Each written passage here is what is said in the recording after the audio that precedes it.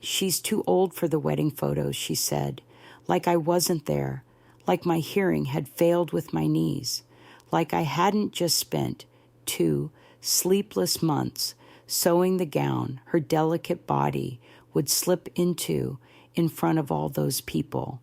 I stood at the corner of the hallway, half lit by a dim sconce and half shadowed by the room I had just stepped out of to refill the tea. Her voice wasn't raised. It was that sharp, papery tone some women use when they think kindness is a weakness and youth gives them license. My daughter-in-law, my son's bride, the woman I thought I could pass the torch to, or at least a needle and some thread. She just doesn't fit our aesthetic, she added. Look at her. She'll make the whole photo look off. My son didn't say anything. I don't know what hurt more, her words or his silence. My hands shook, not from age, from the cold realization that I wasn't welcome in something I helped build. I wasn't part of this family the way I thought I was. I was a blemish on their canvas. I turned back toward the guest room, quietly clutching the small tray with the tea she'd asked for. It rattled. I steadied it. I didn't want to give her the satisfaction of being right about my shaking. Back in the room, I sat down on the edge of the bed. The ivory fabric of my dress brushed against my ankles, the one I made for myself, the one no one had complimented. It was elegant, simple, lined with hand-stitched lace that matched the hem of the gown I made for her. I had imagined us in a photo together, her in the gown I gifted her and me in this, the soft echo of that dress, so we'd look like 2 parts of the same story, seamstress and bride, past and present, love and legacy. But apparently to her I was just past. I didn't cry. That surprised me. I thought I would, but there was nothing left in my chest that hadn't already been unraveled. Later during dinner, she raised a glass to thank everyone. She didn't mention me, not for the dress, not for the years, not even by name. And when the photographer went around snapping candids, they skipped me like I was a misplaced coat on a chair. But I was watching, quietly, like always. It wasn't always this way. There was a time I believed love could be stitched into fabric, that devotion could be passed down in the hems of dresses and the worn soles of hands that never stopped moving. When my husband passed, I had no choice but to let go of the little tailor shop I had built from the ground up. The storefront had my name hand-painted across the window, Lena's Needle. People used to walk in just to see the lady who could make lace feel like air. But grief has a way of hollowing out even the sturdiest structures. I sold the shop within 3 months. The lease money paid for my son's school shoes, lunch tickets, and later college applications. I remember the day I folded up my last invoice. My son stood beside me, holding a paper plane he had made from a scrap of my pattern paper. "Mom, I'm going to be someone," he said. I kissed the top of his head and whispered, "You already are." I told myself it was just a season, that I'd return to sewing once things settled. But the seasons stacked themselves into years. Instead of gowns for clients, I stitched Halloween costumes, prom alterations, pillowcases when the zippers broke. I never complained. I believed in love that doesn't ask for applause. When he brought her home, the girl who would become my daughter-in-law, I saw someone shy, polite, ambitious. She smiled at me like she meant it. I remember thinking, she's someone I can teach, someone who'll let me share this craft. For her engagement, I sewed a deep rose dress embroidered with tiny ivory blossoms across the collarbone. I hadn't sewn something that intricate in over a decade. She looked beautiful in it. She said, It feels expensive. I laughed. It feels loved. When they got engaged, she asked me if I could make her a wedding gown. My fingers trembled. Of course, I said. I locked myself in my room every weekend, hunched over silk and netting, coaxing beauty out of silence. I wanted it to be perfect, and it was. When I zipped it up on her that final fitting day, I saw myself 25 years ago, hopeful, proud, invisible, in a quiet kind of way. She didn't thank me with words, but I caught a softness in her eyes. I held on to that look like it was a promise. So when she handed me a folded note asking if I could make a second dress for the reception later, maybe more modern, she wrote, I said yes again. That's when I started working on the ivory dress for myself. I used the leftover fabric, something modest, something soft, a twin to her reception dress, but quieter, not to compete, just to compliment, to say we're family. I even made a silk pocket square for my son, stitched with our initials, mine, his, and hers. I tucked it into a velvet box and left it on his nightstand the week of the wedding. He never mentioned it. The day before the wedding, I wrapped her dress in tissue and pressed mine on the back of the door. I imagined the photo we'd take her in, the light me in the background, proud and small. I thought that would be enough. Until the hallway. Until her whisper.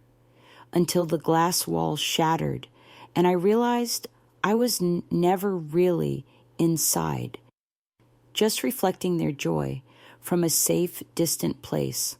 I started noticing the small things first, the kind of things you almost talk yourself out of until they stack up like loose pins on a floor.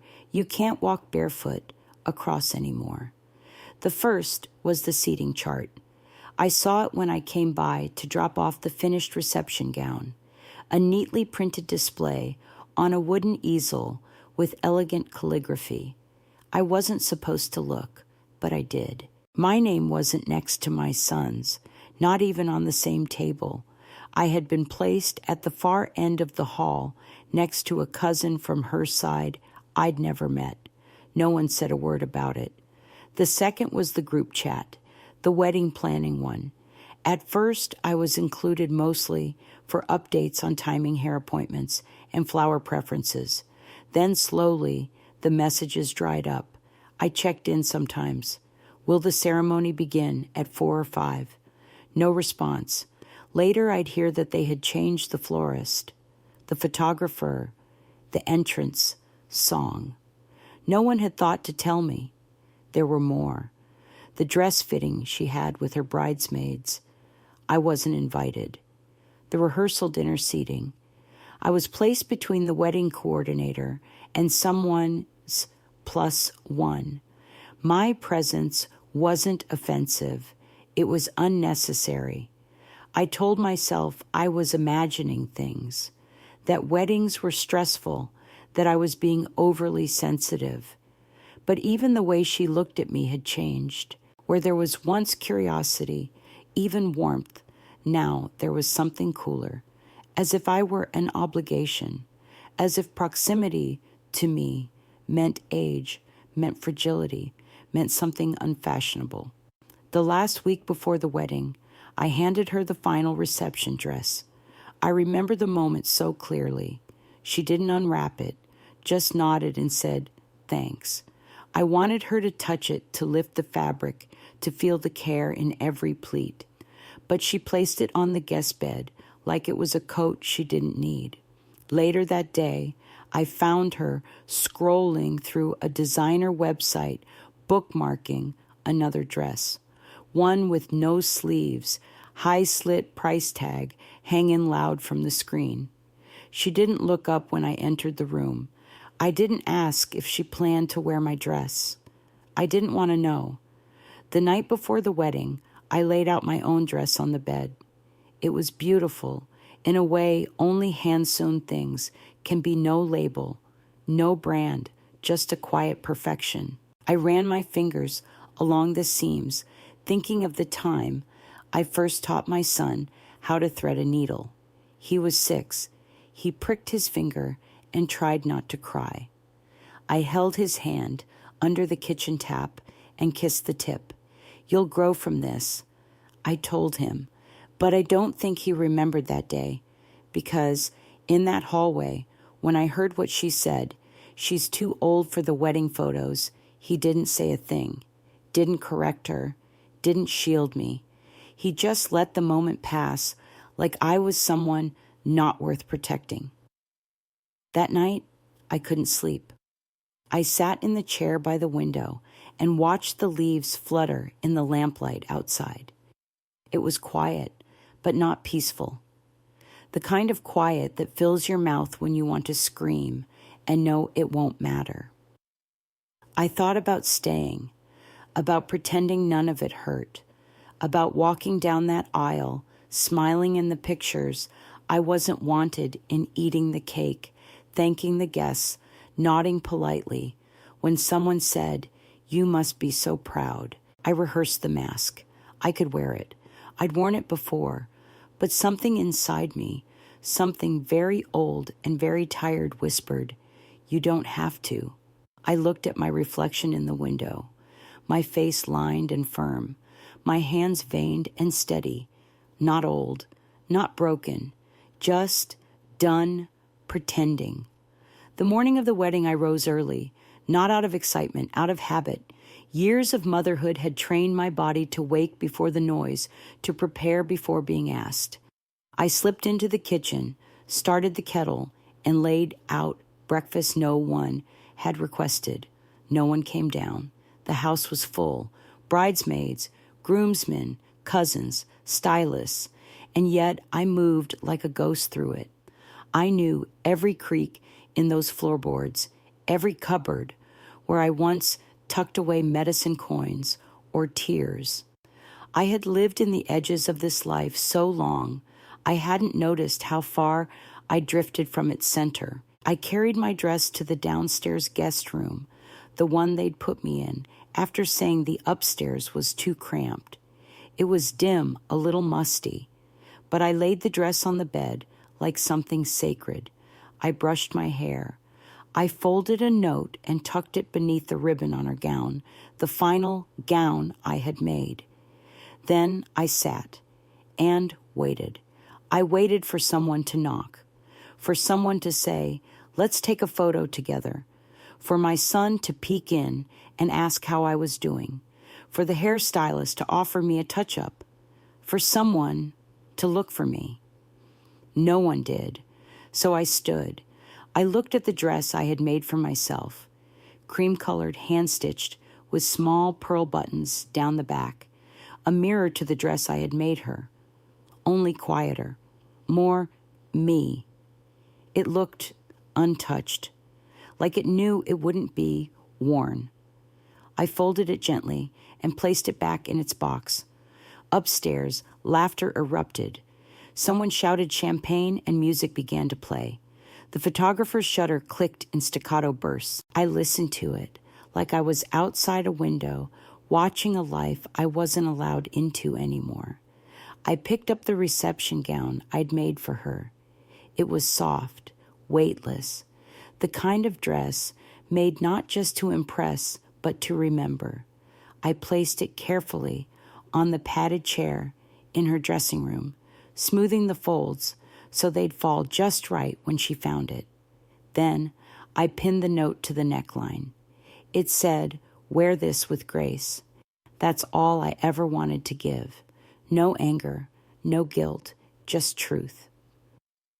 I walked through the hallway one last time. I passed the living room where her mother and sister sat getting their makeup done. They didn't look up. I passed my son's door. It was open. He was adjusting his tie, his phone on speaker, someone laughing on the other end. He didn't see me.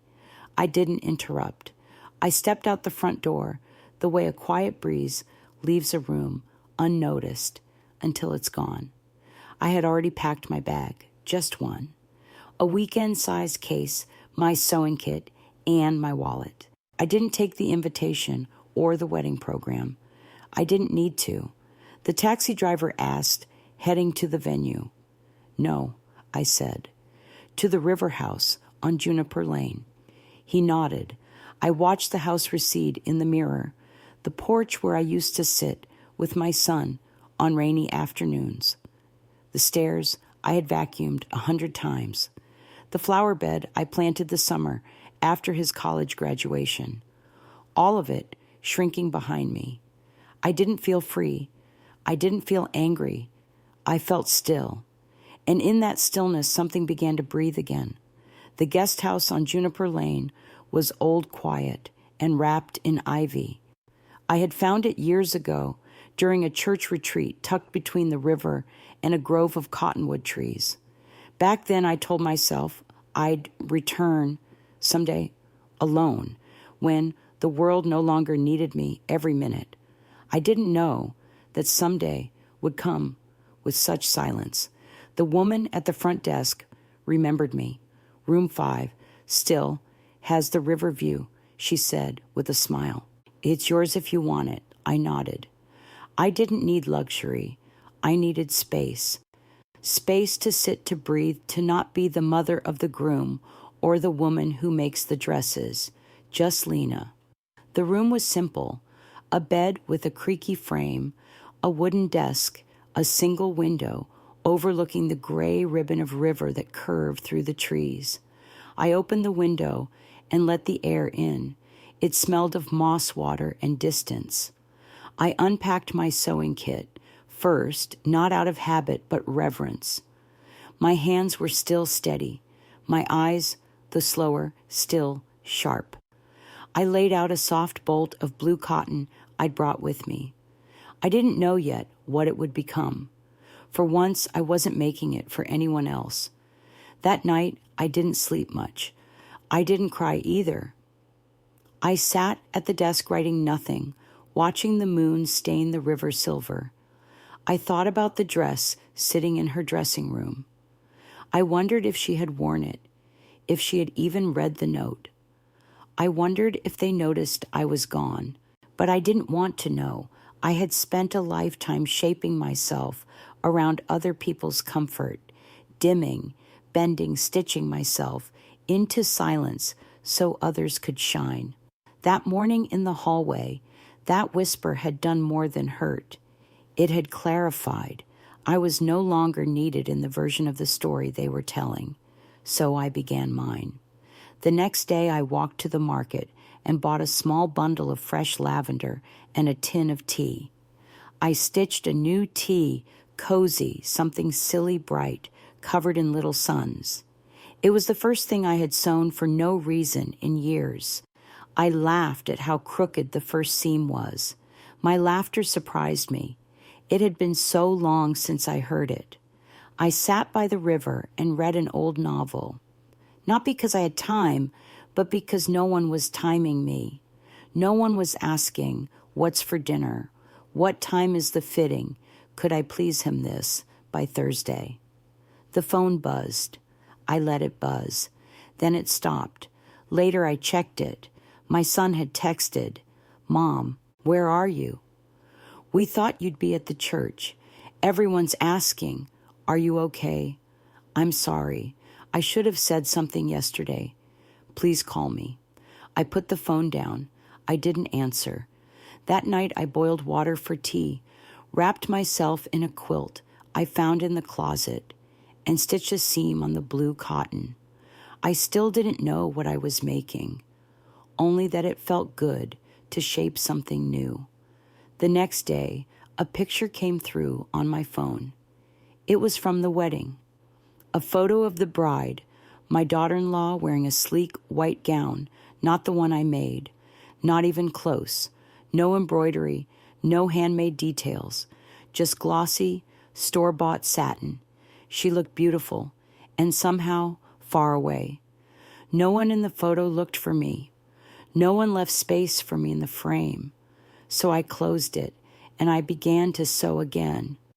The blue cotton became a dress, not fancy, not meant for display. It had wide sleeves, a loose waist, and pockets deep enough to hold small, forgotten things. I wasn't sewing for a mirror. I was sewing for comfort, for myself. Every stitch slowed my breathing. Every seam realigned something quiet inside me. The world around me shrank, in the best way, to the sound of thread pulling through fabric, to the breeze brushing against the window pane, to the creaking of wooden floorboards. When I paced at night, thinking not of weddings, but of silence, and how soft it can be when it finally arrives without guilt. My son kept texting. Once he called. I watched the screen blink and fade. Then again. I know you heard her. I should have said something. I froze. I was trying to keep the peace. Please come back. Everyone's asking where you are. She didn't mean it. She was nervous. Brides get mean when they're scared. That word mean. It echoed.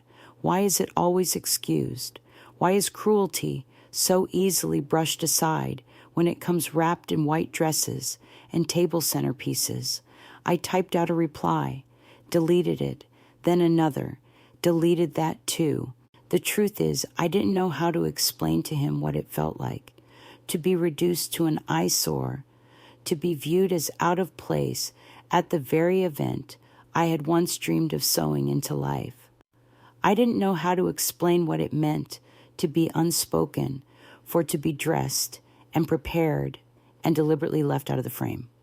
Instead, I wrote in my journal, today I stitched my name into the lining of the new dress. For the first time ever. No one will see it, but I'll know it's there. I never signed my work before. I thought love meant invisibility, that the best mothers, the best seamstresses, are the ones whose work disappears into other people's joy. But now I understand that's not love, that's erasure. One afternoon, I walked by the riverbank and saw a girl skipping stones. She couldn't have been more than 10. She wore a dress that didn't fit quite right, the sleeves too long, the hem uneven. She looked frustrated. Her mother stood off to the side, distracted, on the phone. Daichakar, I knelt beside the girl. Too big, I asked gently. She nodded. Want to fix it together? Her eyes lit up. I led her to the bench outside my room and pulled out my sewing kit. It took 20 minutes. We adjusted the hem and pinned the sleeves.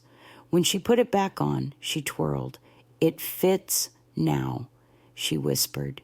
It fits you, I said. Her mother mouthed, thank you, before they walked off. I didn't need more than that.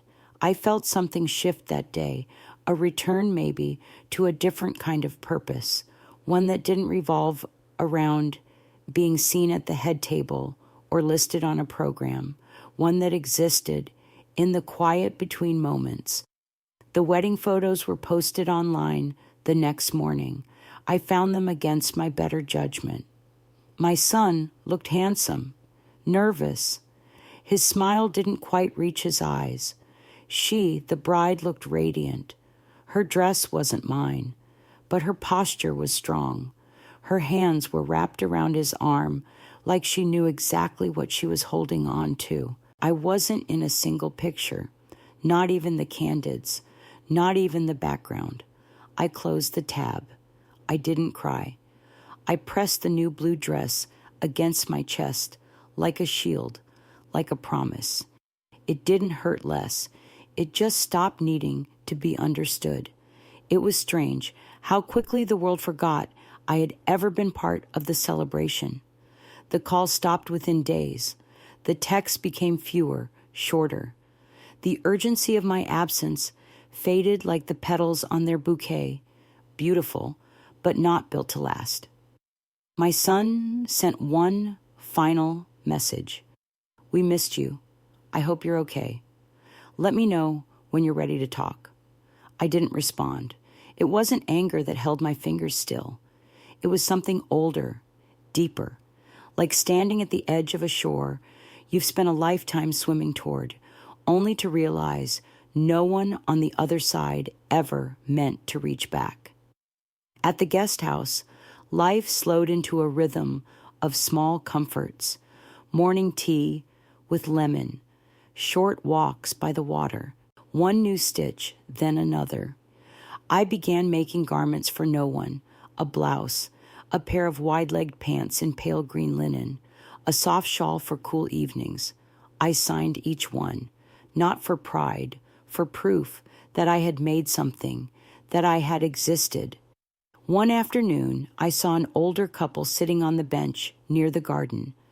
The woman wore a jacket that reminded me of something I used to sell at the shop. I found myself watching them, the way he leaned in to listen even when she wasn't speaking, the way she tucked her hand into his coat pocket, not because she needed warmth, but because it had always been hers. I used to believe that kind of love only came once, that if it was lost to death, to time, to change, you had to fold yourself small and never expect it again. But watching them, I felt something tender unlock inside me. That evening, I stitched a small white tag into the lining of my new shawl. Love doesn't have to be returned to be real.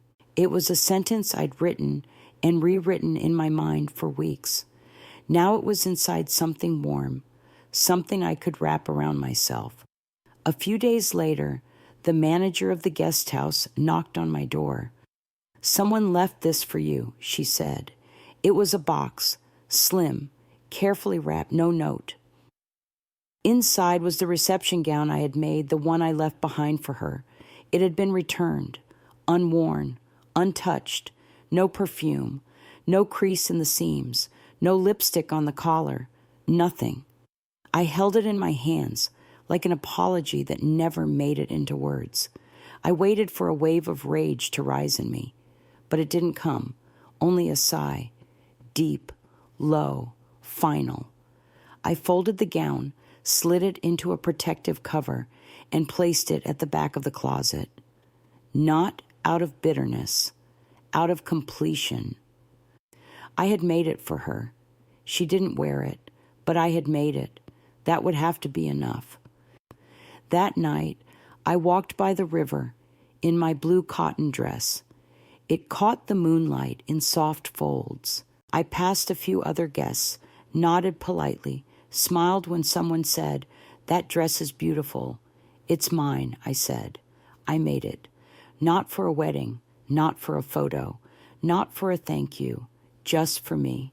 The days blurred in the gentlest way, not forgotten, just softened, like chalk outlines smudged by time and rain.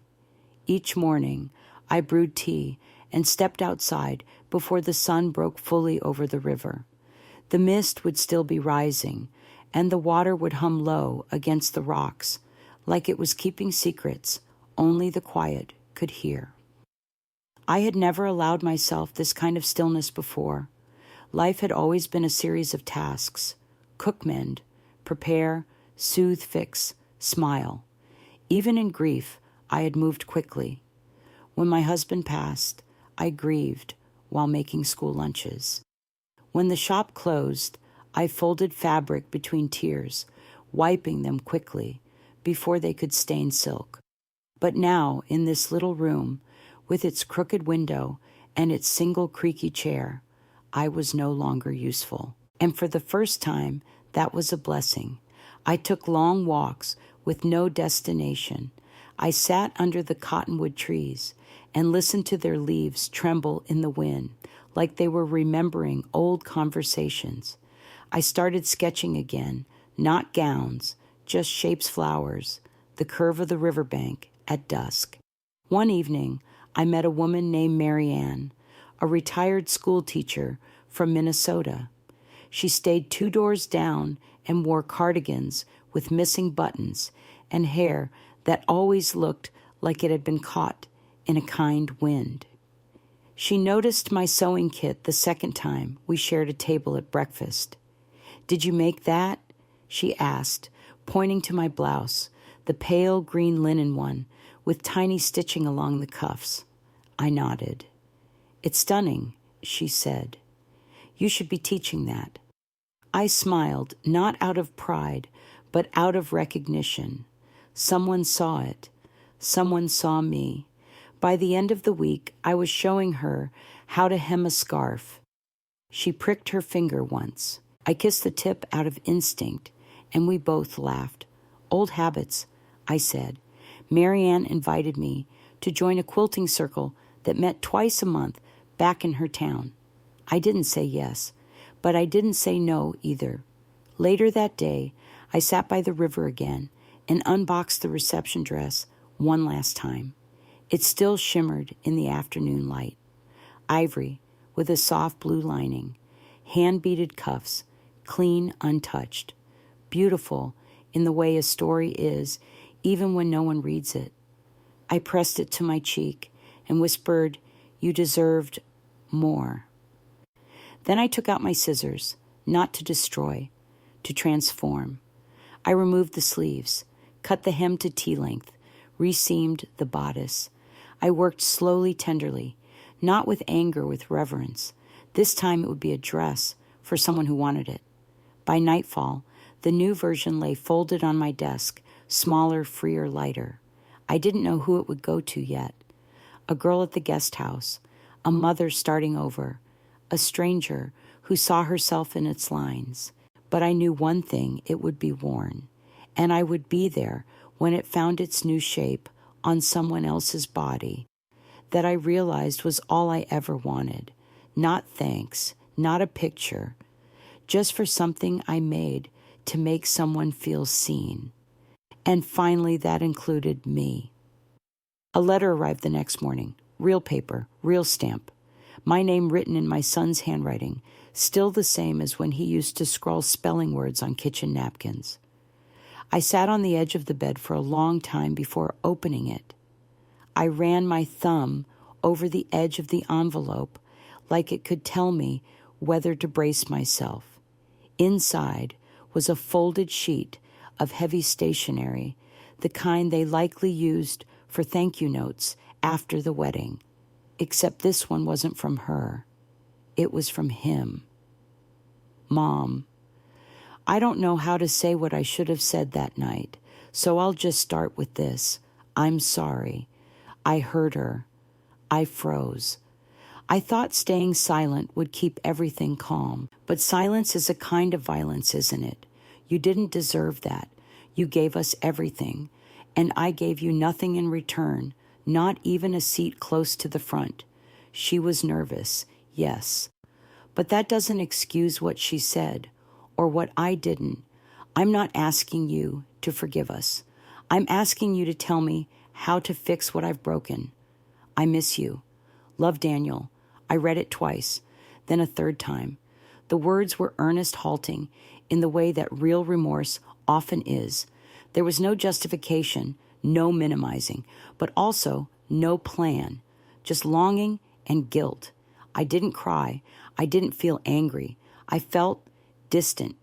There's a quiet grief that comes not from loss, but from knowing something precious can't return to what it once was. Like an heirloom dress, too altered to ever fit the same body again. Still, I folded the letter carefully and placed it under the teapot, not in a drawer, in the open, visible. That evening, I carried the newly transformed dress down to the garden, where the guest house manager was setting up for a charity auction she hosted each season. Items donated by guest proceeds going to a local women's shelter.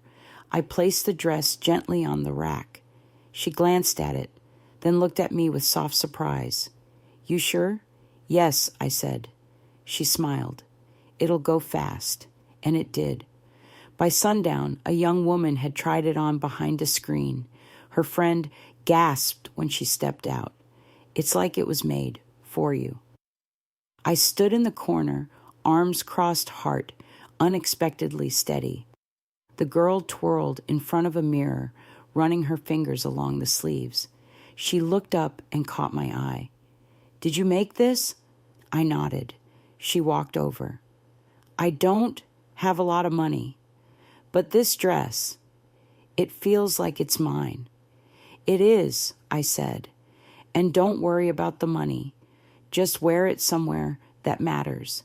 She hugged me, quick, clumsy, full of heat. When she walked away, the air around me felt lighter, not empty, just released. Later that night, I lit a candle and brewed a new pot of tea. I poured 2 cups. One I drank. The other I left by the window for the version of me that stayed behind in that hallway, clutching a tray and a threadbare hope. She deserved a goodbye, and I had finally learned how to give it.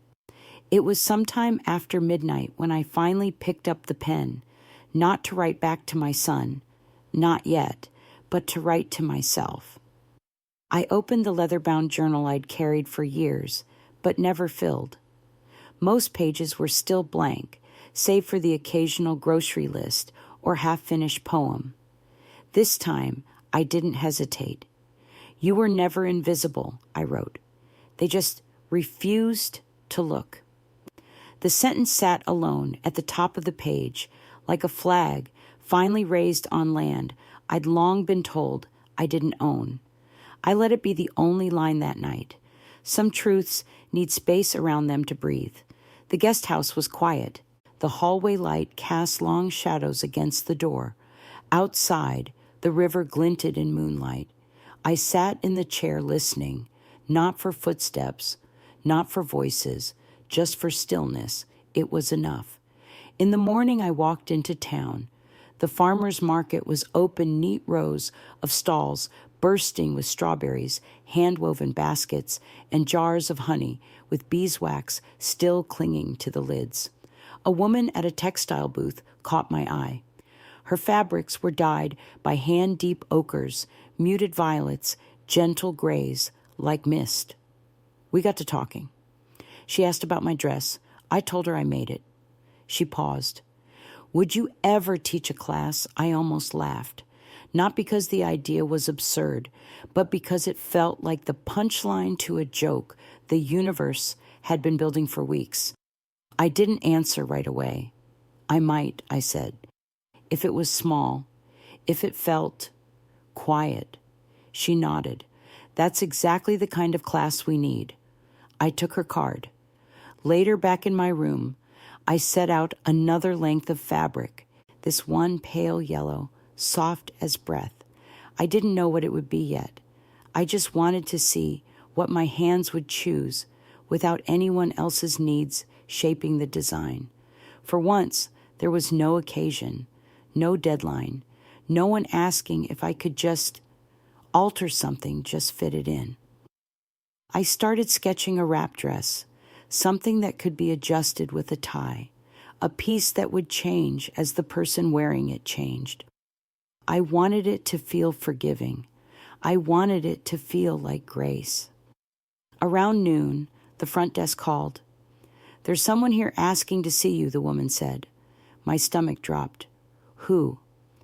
A pause. Your son. I closed the sketchbook. Tell him I'll be out shortly. I took my time. I put on the pale green linen blouse. Ran a comb through my hair. Tucked the journal into my bag, not because I planned to share it, but because it reminded me who I was now. When I stepped out into the garden, he was sitting on the bench under the cottonwood suit jacket, folded beside him, tie undone hair, ruffled like he'd run his hands through it too many times. He stood when he saw me. That old reflex. I noticed it hadn't disappeared. That at least was still intact. Hi, Mom, he said. I nodded. Daniel. For a moment, neither of us spoke. The wind moved through the trees, rustling the silence between us. He looked older than I remembered, not in the lines on his face, but in his posture. Bent, apologetic. He looked like someone who had finally realized the center doesn't hold forever if you ignore its cracks. I don't know what to say, he admitted. Then don't, I said gently. Just listen. And so for the first time in a long time, he did. We sat there for a long time. No script, no resolution in sight. Just two people who used to know each other, trying to remember how to share silence without turning it into distance. He kept glancing at me like he expected me to collapse into tears or rage or worse, forgiveness. But I gave him none of that. I just breathed, just sat. Eventually, he spoke again. His voice softer this time, like he knew shouting wouldn't get him back inside whatever part of me had closed. I read your note, he said, the one you left with her dress. I stayed quiet. She didn't wear it. I know, I said. He looked at his shoes, then up at the sky, as if the answer might be written in the branches above. She said she didn't feel like it was her style. That sentence floated between us like smoke. She said a lot of things, I replied. He flinched. A small, involuntary recoil. The truth has a way of peeling the skin we build around our regrets. I'm not here to make excuses, he said. I need you to know I see it now. How much you gave, how badly I failed you. The wind shifted. A few leaves fell near our feet. I watched them land softly, without resistance. I didn't need you to see everything I said, just something, just once. He nodded slow, like someone who had tried to unsee their reflection in a mirror and finally accepted it was still there. I don't know how to fix this, he admitted. You can't, I said. You don't fix people. You make space for them to heal. He looked up again, eyes rimmed in salt. I want to make space for you, even if it's too late. It's not too late, I said, but it's different now. He blinked. Different, how I paused. Before I needed your approval, your gratitude. I kept thinking it would come after the wedding, after the baby, after the next big thing. I kept shrinking myself to fit inside the waiting, but that's over. I let the words settle. He didn't interrupt. I'll always be your mother, I said, but I'm also just Lena, a woman who sews, who grieves, who deserves to take up space without apology. He swallowed hard. You do. You always did. He reached into his pocket and pulled out a small velvet box. My breath caught. I found this on my nightstand, he said. The pocket square, with our initials. He opened the box. The fabric sat there, still perfectly folded, untouched. I never wore it, he whispered. I didn't even say thank you. I didn't need to ask why. He was afraid she'd think it was old-fashioned, that it didn't match her vision, that wearing something his mother made would tether him to something less polished. But that pocket square, stitched with care initials, nestled like a family crest, had held more blessing than anything the ceremony ever offered. Keep it, I said, not because of what it was meant for, but for what it means now. He held the box tight, then closed it like sealing a promise. Before we parted, he asked, can I visit again? Maybe I said, but next time, don't bring apologies. Bring time. Bring truth. He nodded, then stood. He didn't hug me. He didn't cry. But just before he turned to leave, he said, Mom, you look beautiful in that dress, the one you made for yourself. I didn't smile, but I let the compliment land. He walked away, slowly, jacket over his shoulder, head a little higher, not because he was forgiven, but because he had finally seen me. That evening after he left, I sat on the same bench for a long while, watching the light leave the sky. The shadows stretched over the river, like they too were reaching for something they couldn't quite hold. I didn't feel peace, not exactly, but I felt presence, like I had stepped fully into the skin of my own life for the first time in years. The room was quiet when I returned. I hung my blouse on the back of the door, placed the journal beside the bed, and lit the small lavender candle I'd bought the week before. Its scent unfurled slowly, like memory. I opened the drawer and took out the letter he'd written, the one I had kept under the teapot. This time I read it aloud, to myself, not to forgive, but to honor. Then I folded it again, placed it back in the envelope, and tucked it into the back of my sketchbook. I wasn't finished with it yet, not because I needed to respond, but because it was part of the story now. A stitch, even if frayed. The next morning, I joined Marianne and a few other women from the guest house at a picnic table beneath the trees. They were quilting bits of old clothing cut into hexagons, slowly becoming a blanket. Each woman brought scraps from their lives, a child's faded pajama shirt, an apron from a now-closed bakery, a piece of curtain that once framed a kitchen window filled with light. They asked me if I had anything to contribute. I hesitated, then excused myself and walked back to my room. From the back of the closet, I pulled the original ivory reception gown, the one returned to me untouched. I unzipped it, laid it flat on the bed, and carefully cut a square from the lining, just one. The rest I folded away, placed back in its box. I brought the square outside. They made space. I stitched it into the corner of the quilt, right next to a piece of blue flannel and a strip of marigold cotton. The needle passed through gently, almost like it knew this was its last home. One of the women asked where the fabric came from. A dress I made for someone else, I said. She didn't wear it, but it's still beautiful. They nodded. No questions, just a hand on my forearm, warm and present. Later that afternoon, Marianne slipped a small paper into my hand. It was a flyer for a sewing workshop at a local community center. The words, Women of Skill, Women of Story, were printed across the top in bold, slanted letters. At the bottom, seeking instructors for fall session, flexible hours, all ages. She looked at me. You're ready. I didn't answer. I didn't need to. The part of me that had stopped waiting for permission had already begun making space. That night, I stitched the pale yellow fabric into a tunic, loose, open, soft, the kind of thing you wear on a day when nothing hurts and everything just is. When it was done, I signed the inside seam with blue thread, made for joy, not approval, and for the first time in my life, I believed it. The mornings came earlier now, not because I had more to do, but because I finally wanted to meet the day.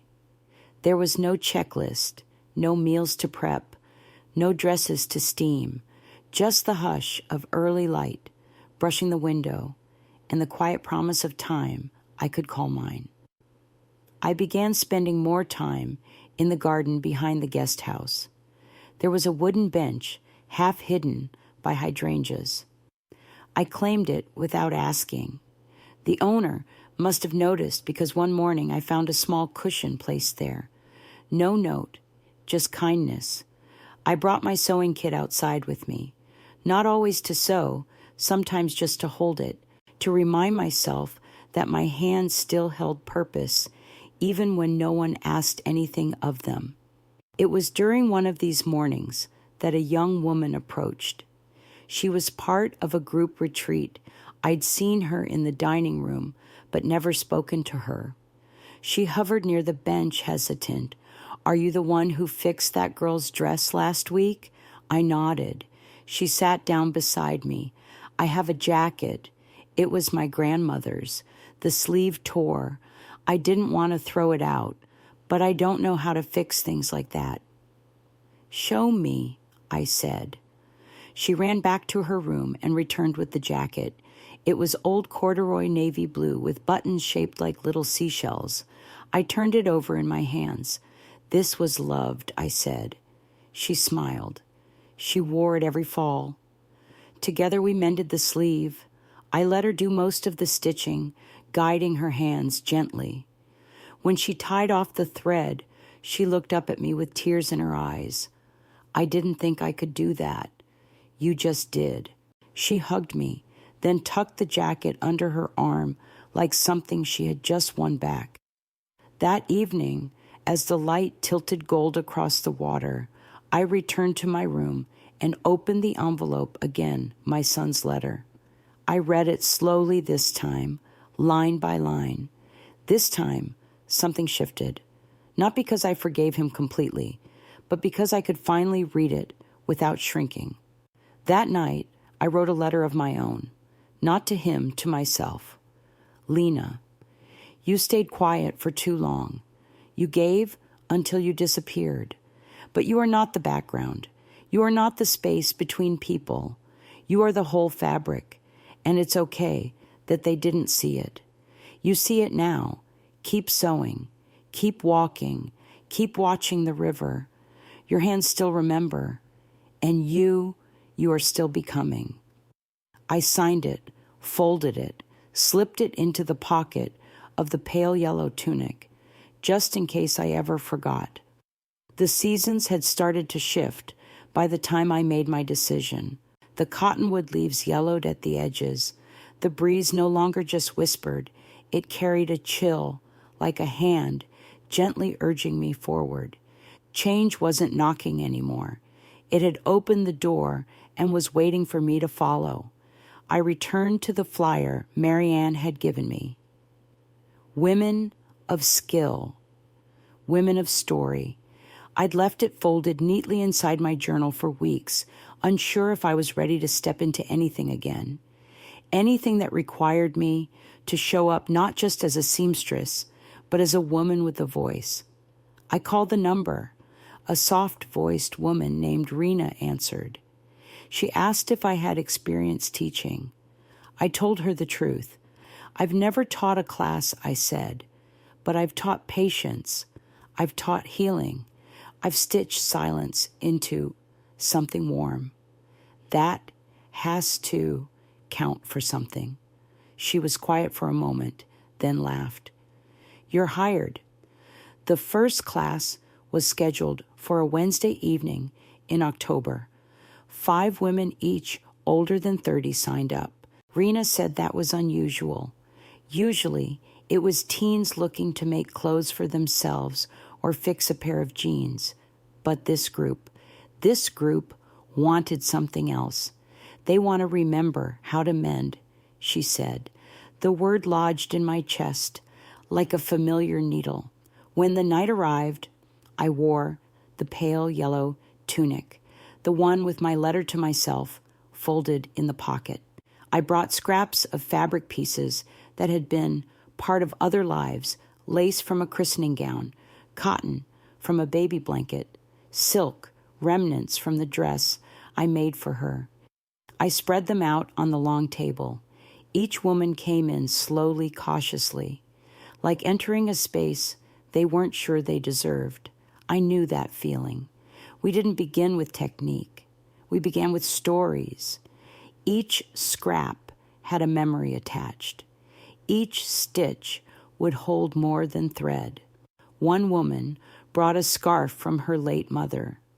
Another, a jacket her ex-husband had left behind. Another had nothing at all, but watched like she was trying to remember how to feel with her hands. By the end of the evening, no one had finished anything, but everyone had begun something, and sometimes that's all that matters. After they left, I stayed behind to clean up. I folded the fabrics, snuffed out the candle we'd lit at the center of the table, and sat alone for a moment. It felt different this time, not like being needed, like being rooted. On my walk back to the guest house, I passed a shop window. There, in a display of autumn dresses and scarves, was a mannequin wearing something so eerily familiar it stopped me. The design, the cuffs, the angled collar. It was mine, not literally, but clearly inspired by something I'd once sewn years ago. A design I'd sent to a boutique on a whim, back when I still believed talent would make up for invisibility. They never replied, but there it was, echoing back at me, altered, renamed, sold for 3 times what I would have charged. I didn't feel angry. I felt seen. Even if the credit wasn't there, the shape remained. The form endured. Legacy is like that, sometimes invisible to the world, but undeniable in its outlines. I stood in front of that window for a while, then turned and walked home. That night, I didn't dream about the wedding.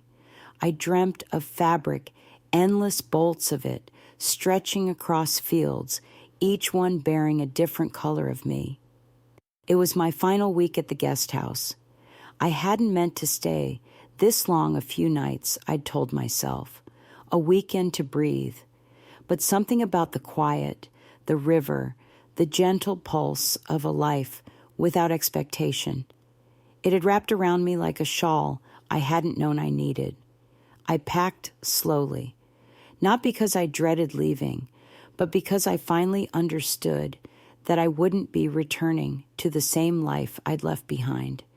And I didn't want to. I folded my tunics with care, slipped my journal into my bag, laid the yellow scarf I had finished the night before, stitched with a row of quiet affirmations over my shoulders.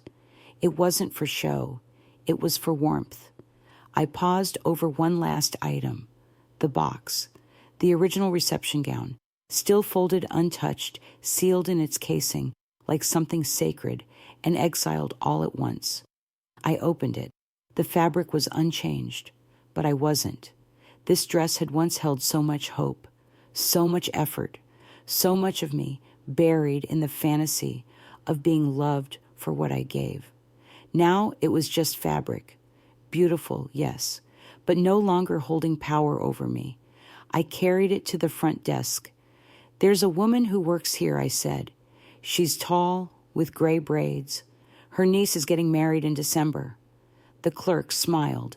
"Yes, that's Sonia. Will you give this to her?" "No charge. Just tell her. Make sure it fits someone who wants to be seen." She nodded, took the box like it was glass. I walked outside into the morning sun, crisp, clean-edged with gold. At the bus stop, I saw Marianne waiting. She had a tote bag filled with yarn and a paper cup of coffee that steamed in the chill. "You leaving for good?" she asked. "Not for good," I said. "Just forward." She smiled. "You were always going to. Some people just need a little unraveling before they can be stitched into something new." I hugged her, tight, without ceremony. On the bus, I sat by the window and watched the trees thin out into open roads. My hands rested in my lap, empty for once, and yet I felt full. The town came into view slowly, the same streets, the same houses. But this time I entered not as a shadow. I entered as myself. Back home, I unlocked the door to my small familiar house, the one with chipped tiles and uneven floorboards, and a sewing room that had been neglected for far too long. I walked in, opened the blinds, let the light pour through, and began again. Some things were never spoken. The apology she never gave. The photo that was never taken. The seat I never filled. But I no longer waited for them. I had learned that dignity doesn't always arrive with fanfare. Sometimes it comes in quiet choices, a folded dress given away, a number left unanswered, a door closed with care instead of noise. I didn't return to the life I had before. I returned to something smaller and somehow more vast. Each stitch I made now held space for myself, not just others. Each item I created bore my name, no longer hidden in the lining. I had stopped asking for permission to exist in the full color of my presence. My son reached out again, a message now and then, short, respectful, careful, We were no longer close, but we were no longer strangers. And that, I decided, was enough for now. I began teaching once a week at the community center. My hands moved more slowly these days, but my voice had found its rhythm. The women laughed, cursed, tangled thread, cried over small wins. We stitched memory into fabric. We mended more than seams. Some treasures had been recovered. Others more valuable still had been discovered for the first time. It wasn't the ending I'd expected. It was better, harder, clearer, more honest. It was mine. Thanks for listening. Don't forget to subscribe and feel free to share your story in the comments. Your voice matters.